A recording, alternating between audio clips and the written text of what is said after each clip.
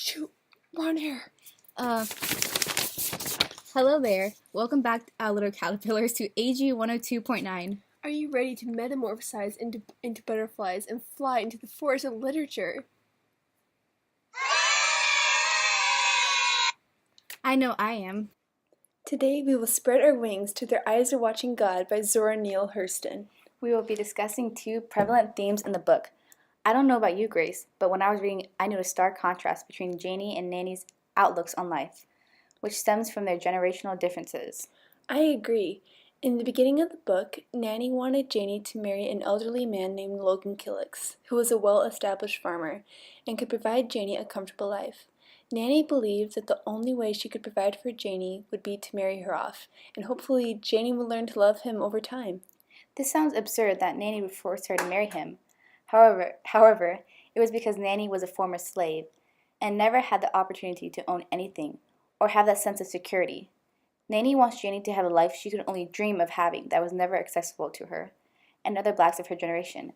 She wants Janie to have a secure and easy life that she never had, and this is her last way of watching over her. I found this quote on page 40 of Nanny scolding Janie because Janie had scoffed at the idea of marrying Logan. "If you don't want him, you're sure oughta. Got a house bought and paid for, and 60 acres of land right on the big road." Janie wanted to marry for love, not hope to find love after marriage. This made Nanny nervous, as Janie might fall in love with a man who could not provide for her a comfortable life. Janie has always been sheltered and has never faced the traumatic experiences that Nanny has. Both Nanny and her daughter, Janie's mother, both conceived their child as a result of rape, leaving them stripped of their opportunity to marry a decent man, as most men would never marry a woman with a child who was not his own. Janie was never raped or dealt with slavery, so she does not feel the urge to pick up a man quickly. I can also see a parallel to these differences between Nanny and Janie in the contrast of traditionalists and millennials.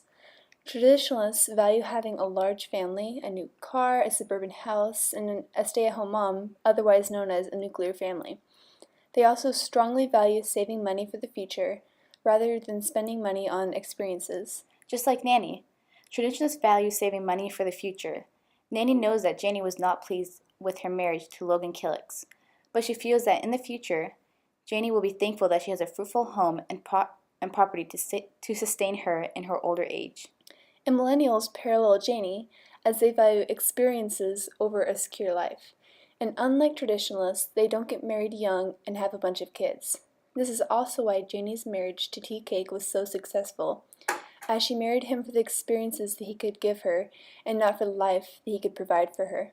I found this quote on page 134 that perfectly embodies the differences in the expectations of Janie's two relationships with Tea Cake and Jody.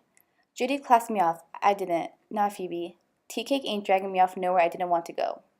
Janie was not satisfied with the big home and nice clothes and the financial security. Experiences are more important than materialistic possessions.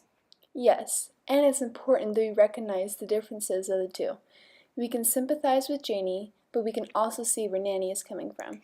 Yes, this reminds me a little of my family. My mom was an immigrant from Mexico. She has always emphasized the importance of education, since there are many times she could not fully utilize it. She wants me to be successful in life and get the highest paying job I can get so I can support myself. For her, she grew up with less opportunities than I had. Even though I don't want to become a doctor, my mom wants me to be able to support myself and not worry about money, something that she had to worry about. She doesn't want me to go into a lower paying job because she believes, just like Nanny, that financial security is the most important over choosing a job that I would really love. Thanks for sharing, Anita. Okay, what other theme do you think that Hurston wanted to communicate to the reader? I think that Hurston wanted to communicate the importance of representation through the complicated relationship of Janie and Jody in Edenville. That's a great theme. I see the issue of representation towards the beginning of the novel when Janie first met Jody on the farm. Jody was darker skinned than Janie, and he knew that by marrying a lighter skinned woman, it would ensure his high status in the town, as the townsfolk would assume that he had a lot of money if he could catch a lighter skinned woman, with him being a darker skinned man. Exactly. And Jody forces Janie to portray herself a certain way because it has a direct relation to their position in town. And when Janie stops keeping up this appearance, she receives criticism and hate from the women in Edenville. On page 17 and 18, all the ladies in Edenville are gossiping about Janie's appearance. They made burning statements with questions and killing tools out of their laughs. What's she doing coming back here in them overalls? Can't she find no dress to put on? Where's that blue satin dress you left in here? To go along with that idea, Jody's image to the town as an influential and powerful man is crucial to his success and control as mayor, and the manner in which Janie dresses upholds the idea that the town has about Jody, that he is a wealthy man who can afford luxurious items for his wife, that was previously only worn by powerful white people. I also noticed the double standard of how women have to keep their appearances perfect throughout their lifetimes, whereas men never experience this expectation. For example, on page 98, Jody pokes fun at Janie's aging body, when the irony is that he is much older looking. Don't stand there with your Popeyes at me with your rump hanging down to your knees. Janie throws an insult at Jody after saying, "Hump, you talking about me looking old. When you pull down your britches, you look like the change of life." Great example! Jody is years older than Janie, and he looks his elderly age. But because she is a woman, she is expected to look younger than she actually is. I found this study, published in the Journal of Women, saying that 88% of middle-aged women are not satisfied with the way that they look, with most saying that their aging skin causes most dissatisfaction. Nowadays, women are trying to rewrite the narrative of body images for women of all ages, such as how women's bodies are viewed and represented.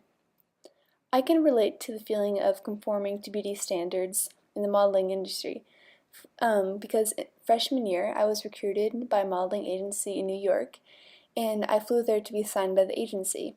At that time, I was probably at least 20 pounds lighter than I am now, and the same height. Yet I was still too big, and I was told that my hips were too wide to get any jobs, and I needed to cut at least 3 inches off my waist and hips.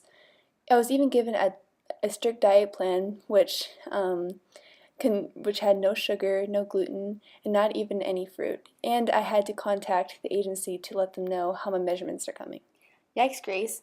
I'm glad that at least now the body positivity movement is in full force and is trying to change the modeling industry's standards of the ideal female body. Miss Turner reminds me of the modeling industry's strict standards of beauty, as she considers only Caucasian features beautiful, and anyone who can attain those features are glorified and superior in her eyes. I love that comparison, Grace. Well, I think that's all our time for today. Thank you for tuning in to AG 102.9. Tune in next Wednesday as we will be discussing The Great Gatsby.